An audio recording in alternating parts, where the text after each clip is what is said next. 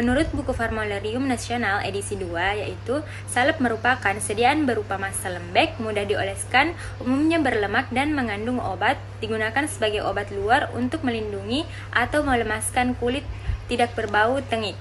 Lalu, selanjutnya menurut Farmakope Indonesia edisi 3, salep adalah sediaan setengah padat yang mudah dioleskan dan digunakan sebagai obat luar. Bahan obat harus larut atau terdispersi homogen dalam dasar salep yang cocok. Selanjutnya yaitu menurut buku Teknologi Sediaan Farmasi, salep adalah sediaan semisolid yang ditunjukkan untuk penggunaan eksternal pada kulit untuk membran mukosa.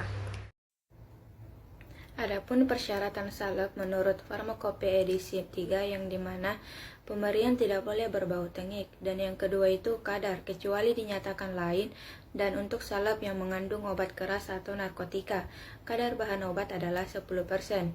Yang ketiga itu dasar salep, dan yang keempat homogenitas, yang dimana jika salep dioleskan pada sekeping kaca atau bahan transparan lain yang cocok, harus menunjukkan susunan yang homogen, dan yang terakhir yang dimana penandaan pada etiket harus tertera obat luar.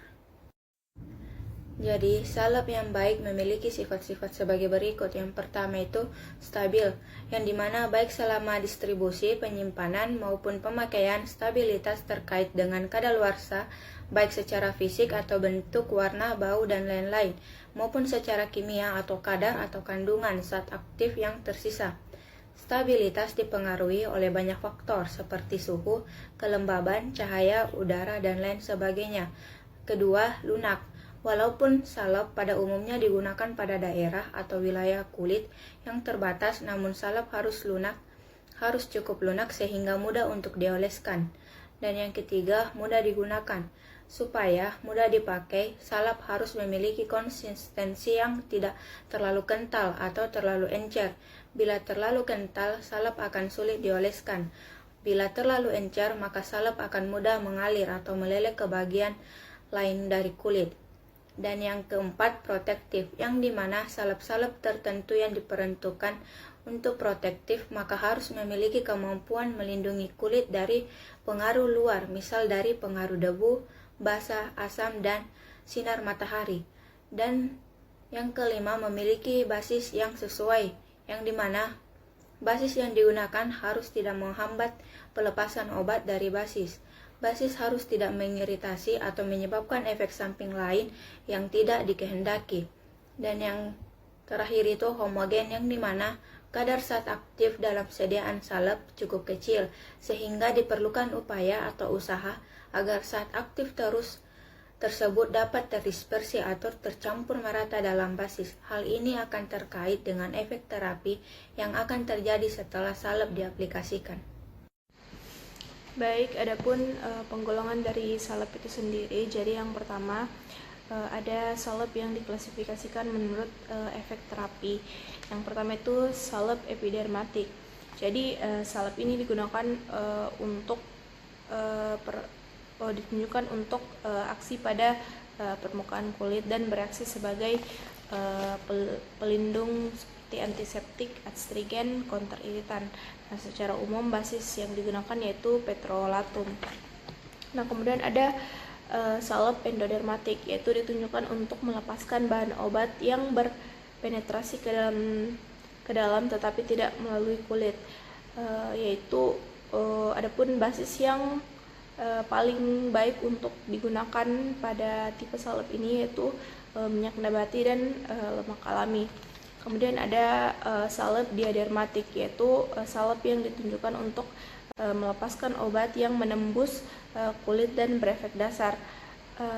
Adapun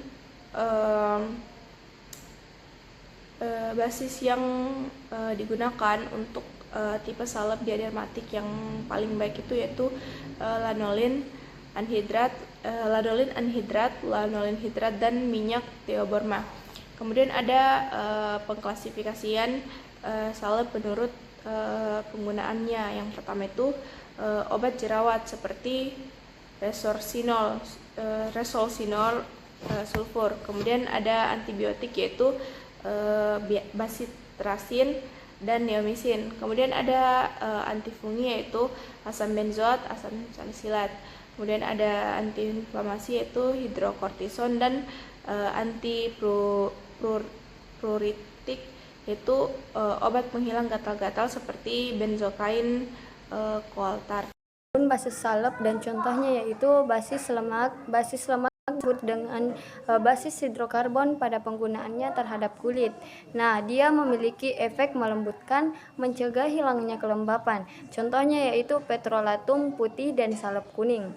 Yang kedua, basis absorpsi. Basis absorpsi terdiri dari 4 jenis, yaitu yang pertama basis yang memungkinkan untuk dicampurkan dengan larutan mengandung air, menghasilkan bentuk emulsi air dalam minyak.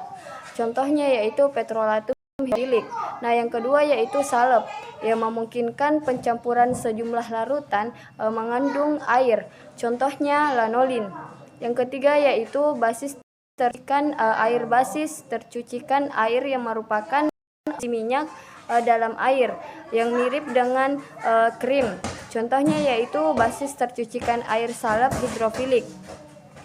Yang keempat, air. Basis larutapir tidak mengandung komponen lemak yang dapat dicuci dengan air secara sempurna. Contohnya yaitu salep polietilin glikol.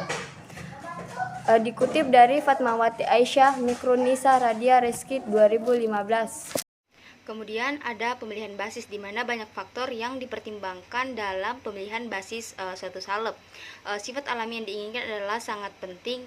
Sebagai contoh, obat yang terhidrolisa dengan cepat, bersifat lebih stabil dalam basis hidrokarbon daripada dalam basis yang mengandung air.